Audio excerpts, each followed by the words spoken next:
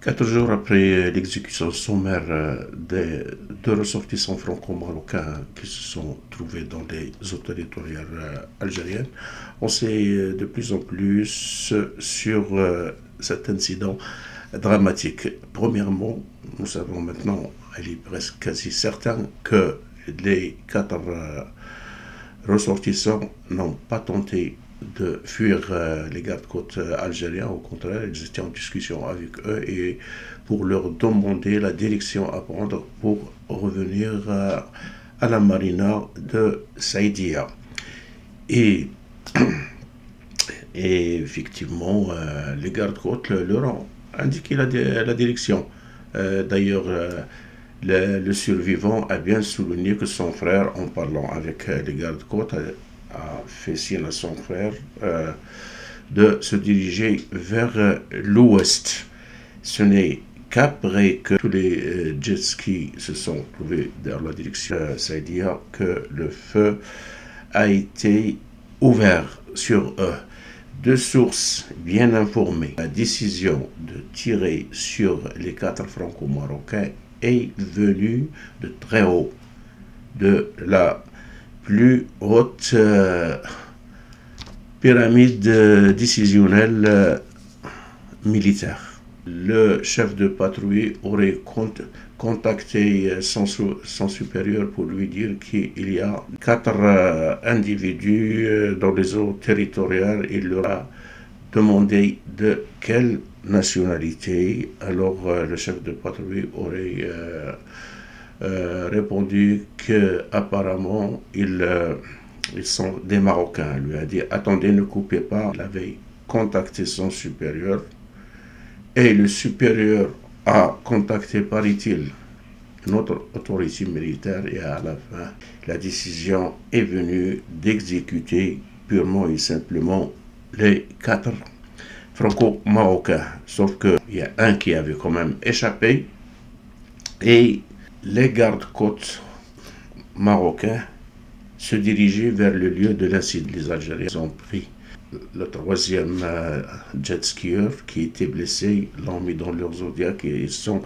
partis avec lui. La suite, bien sûr, on l'avait déjà raconté. Les gardes-côtes de la Marine royale ont récupéré le 4e qui a échappé par miracle au massacre et ils l'ont ramené.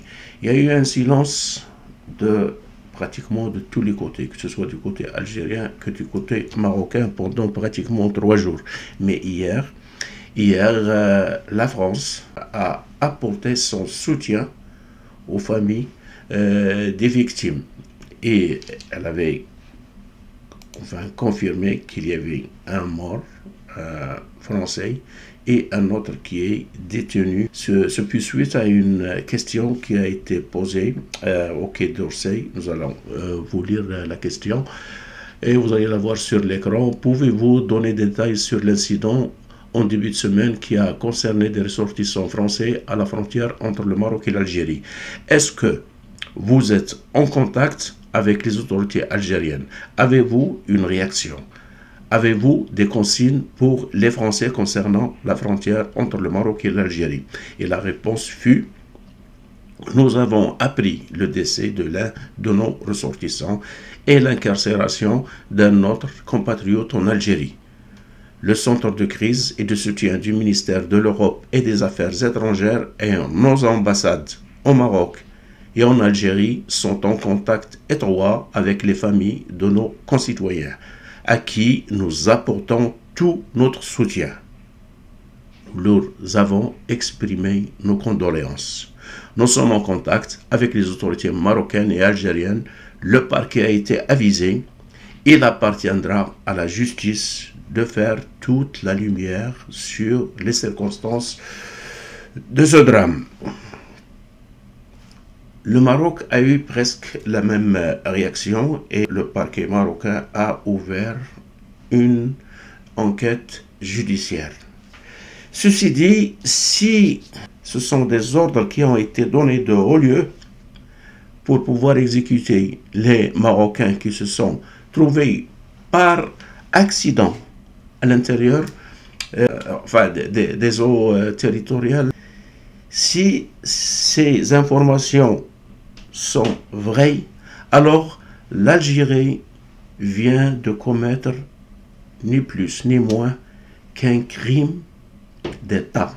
Le Maroc et la France devraient traîner le pouvoir algérien en cour internationale parce que ça ne peut plus continuer de la sorte. Bilal Qaissi, dont le corps a été repêché dans la baie de Saïdia, a eu des obsèques très dignes, très tristes, et où pratiquement tout le Maroc avait compati. Ce n'est pas le cas de l'autre victime, malheureusement, car, paraît-il, le corps avait dérivé vers l'Algérie et les autorités algériennes jusqu'à présent n'ont pas rendu le corps à sa famille. Ajoutons juste une chose là, Bilal avait laissé orpheline deux petites filles. L'une avait à peine 6-7 semaines et l'autre âgée de seulement 2 ans. Et ironie du sort, paraît-il, mais cette information-là, va falloir que je la recoupe. Il paraît qu'il est marié avec une Algérienne, mais ça reste à vérifier. Parce que si cela s'avère là, le crime il est vraiment odieux dans tout le sens horrible du mot. Ce qui est encore plus horrible, c'est que au moment où les Marocains et les Marocaines sont en train de se recueillir, de pleurer, le père de deux petites filles, de l'autre côté, sur les réseaux sociaux, je ne généralise pas là, sur les réseaux sociaux, c'était la fête. C'est malheureux. C'est malheureux d'en arriver là. C'est malheureux d'en arriver là. Mais un jour, Inch'Allah, ces mouches électroniques, parce qu'il paraît que ce sont juste des soldats qui ont l'ordre de traquer tout ce qui est marocain et d'insulter tout ce qui est marocain sur les réseaux sociaux. Moi aussi j'ai eu mon lot, je commence un peu à m'habituer, mais tout simplement qu'est-ce que je fais, je coupe. Je ne réponds même plus à ces inepties, à cette bassesse de bas étage. Mais un jour, les Algériens, les vrais, vont se réveiller et vont revenir sur scène là. Et à ce moment-là, la fraternité va briller sur la région de nouveau. J'ai connu beaucoup d'Algériens dans ma vie. J'ai partagé même mon logement à Paris avec l'ère des Algériens. Il n'y avait pratiquement pas de différence, même pas dans la façon de parler, parce qu'il était de Tlemcen.